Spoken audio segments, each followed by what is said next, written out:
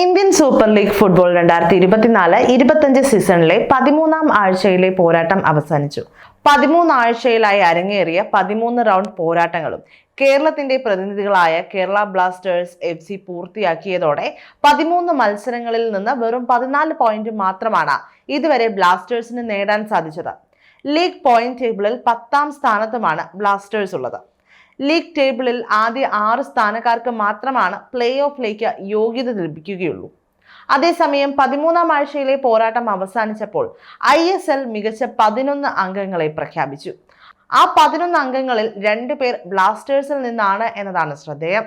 Winger Noah സദൌയി, defender melon ഡിൻസ്രിച്ച് എന്നിവരാണ് 13ാം ആഴ്ചയിലെ മികച്ച ISL ടീമിൽ ഇടം പിടിച്ച കേരള ബ്ലാസ്റ്റേഴ്സ് FC കളിക്കാർ. മലയാളി ഗോൾ കീപ്പർ TP രഹനേഷും മികച്ച 11 അംഗ കളിക്കാരിൽ ഉൾപ്പെട്ടിട്ടുണ്ട് എന്നതും ശ്രദ്ധേയമാണ്. 13ാം ആഴ്ചയിലെ മികച്ച കളിക്കാർ ആരെല്ലാം എന്ന് പരിശോധിച്ചാൽ ഗോൾ കീപ്പറായി തെരഞ്ഞെടുക്കപ്പെട്ടത് മുംബൈ സിറ്റി FCയുടെ മലയാളി താരം TP രഹനേഷിനെയാണ്. 3-4-3 ശൈലിയിലുള്ള താരങ്ങളെയാണ് ISL പ്രഖ്യാപിച്ചിരിക്കുന്നത്. പ്രതിരോധത്തിൽ മുംബൈ സിറ്റി FCയുടെ ടിരി, FC ഗോവയുടെ ഒഡായ് ഒനൈഡിയ, കേരള ബ്ലാസ്റ്റേഴ്സ് FCയുടെ Milos Drincic എന്നിവരാണുള്ളത്.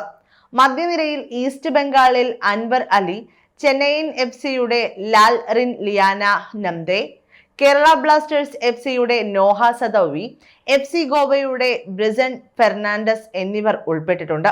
North East United FCയുടെ ഗില്ലർമോ ഫെർണാണ്ടസ്, ഹൈദരാബാദ് FCയുടെ എഡ്മിൽസൺ കൊറേയ, ഈസ്റ്റ് ബംഗാൾ ക്ലബിന്റെ PV വിഷ്ണു എന്നിവരാണ് മികച്ച 11-ൽ ഉൾപ്പെട്ട മറ്റുള്ളവർ.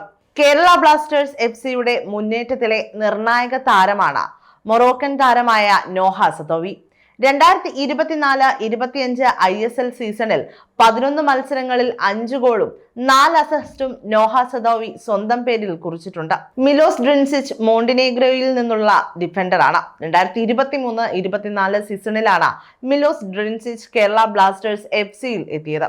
2024-25 ISL സീസണിൽ ഇതുവരെ 11 മത്സരങ്ങളിൽ കേരള ബ്ലാസ്റ്റേഴ്സ് FCയുടെ ജേഴ്സി അണിഞ്ഞു. 1 ഗോളും സ്വന്തമാക്കിയിട്ടുണ്ട്. ബ്ലാസ്റ്റേഴ്സിന്റെ അടുത്ത മത്സരം ഡിസംബർ 29-ന് ജംഷഡ്പൂർ FCക്കെതിരെയാണ്.